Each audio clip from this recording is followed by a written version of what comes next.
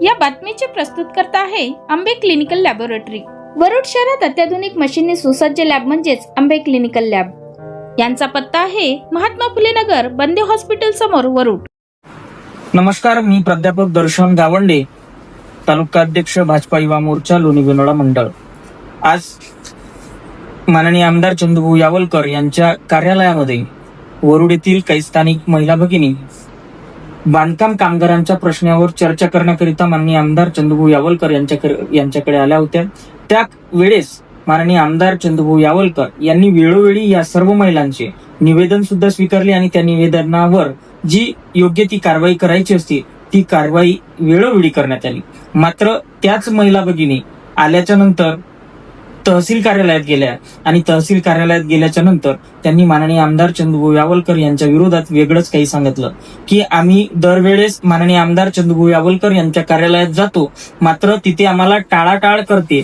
ते त्यांचं कार्यालय नव्हे, ते त्यांचं घर आहे। मग आम्हाला माननीय आमदार चंदूभाऊ यावलकर यांचं कार्यालय हवं, म्हणजेच त्यांचं कार्यालय हरवलं, असा प्रत्यक्ष आरोप या महिला भगिनी व त्यांच्यासोबत असणारे काही युवा पुढारी यांनी हा आरोप केला। पण खऱ्या अर्थानं जर तुम्ही सर्व वरुड आणि मोर्शी तालुक्यातील सर्व मायबाप जनता बघत असते की माननीय आमदार चंदूभाऊ यावलकर यांचं निवासस्थान हेच त्यांचं कार्यालय आहे आणि त्या कार्यालयामध्ये सर्वच प्रकारचे ऑफिस स्टाफ आहे, सर्व प्रकारचे तिथं शिवसहायक असतात आणि सर्व त्यांचे इतर कर्मचारी व कार्यकर्ते बाकी सर्व नागरिकांच्या व इथल्या जनतेच्या समस्या सोडवण्यासाठी तत्पर तिथं असतात आणि त्या समस्या निवारण करण्याकरिता हे सर्व कार्यकर्ते तिथं नेहमी झटत असतात। त्याच ठिकाणी त्यांच्या घरी हजारो लोक मतदारसंघातून येतात आणि आपल्या समस्येचं निराकरण करून जातात, हे सुद्धा या लोकांना माहिती नाही।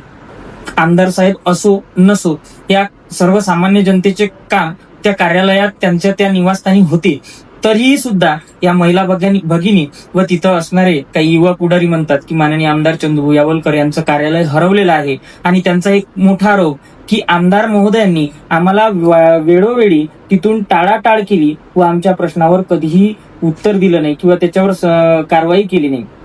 पण खऱ्या अर्थानं त्या महिला भगिनींना सुद्धा माहित आहे की आमदार साहेबांना जेव्हा जेव्हा आपण निवेदन दिलं किंवा मौखिक चर्चा केली तेव्हा आमदार साहेबांनी त्याच्यावर योग्य ती कारवाई केली, पुढे त्याचा पत्रव्यवहार सुद्धा केला। राहिला प्रश्न शिष्यवृत्तीचा आणि त्या पेटी वाटपाचा आणि याच बांधकाम कामगारांना न्याय मिळावा याकरिता माननीय आमदार साहेबांनी आताच गेल्या काही 2-3 महिन्यापूर्वी जिल्हाधिकारी महोदय यांना सुद्धा पत्र दिले आणि त्या पत्रात लिहिलं की या जे बांधकाम कामगार आहे यांना हे पेटीचं वाटप व्हावं, त्याचबरोबर यांच्या मुलांना इतर लाभ भेटला पाहिजे किंवा मिळाला पाहिजे याकरिता सुद्धा आपली जी लिंक आहे त्याचं आपल्या लिंकची सुरू असली पाहिजे, ती ओपन झाली पाहिजे, या सगळ्यांना त्याचा लाभ भेटला पाहिजे।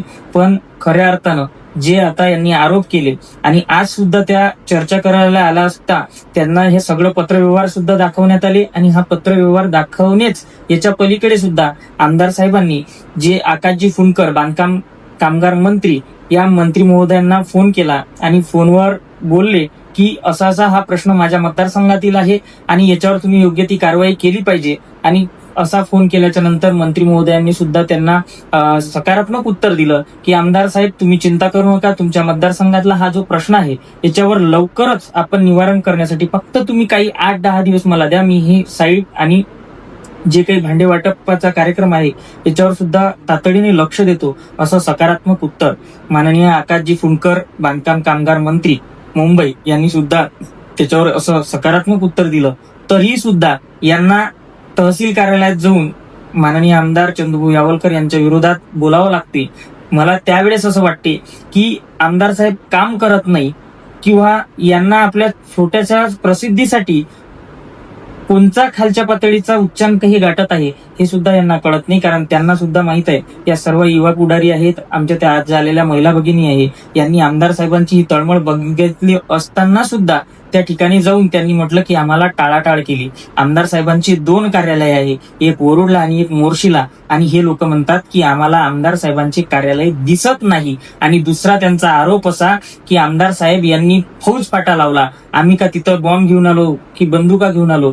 खऱ्या अर्थाने यांनीच निवेदन पोलीस स्टेशन वरुड येथे दिलं की आम्ही आमदार महोदयांकडे मोर्चा घेऊन जाणार आहोत। आणि ज्या व्यक्तीने हे शब्द वापरले की आमदार महोदयांनी पोलीस फाटा पोलीस फाटा लावला, फौज फाटा लावला, आमच्यावर गोळीबार केला असता का? तुम्हाला सुद्धा माहित आहे महोदय की जर आपण एखाद्या आंदोलनाचं किंवा एखाद्या कशाचा इशारा करतो त्यावेळेस सुव्यवस्था राखण्यासाठी पोलीस प्रशासन कोणालाही न विचारता जर त्यांच्याकडे ही माहिती पोहोचली तुमच्याचकडून, याच महिला भगिनींकडून त्यांना निवेदन होतं म्हणून ते त्यावेळेस तिथे 2 लेडीज कर्मचारी घेऊन तिथे आल्या आणि याच्यात आमदार साहेबांनी त्यांना कुठल्याही प्रकारचं बोलावलं नाही. हा फक्त तुमचा आरोप आहे. कारण महिला भगिनी यांनी निवेदन दिले म्हणूनच त्या महिला भगिनीच्या निवेदनाप्रमाणे पोलीस स्टेशन वरुड येथून 2 लेडीज कॉन्स्टेबल इथे आल्या होत्या आणि त्यांना यांनी थोडं वेगळ्या दिशेनं पलटवलं की आम्ही तिथे चर्चा करायला गेलो असता आमदार साहेबांनी फौज फाटा लावला.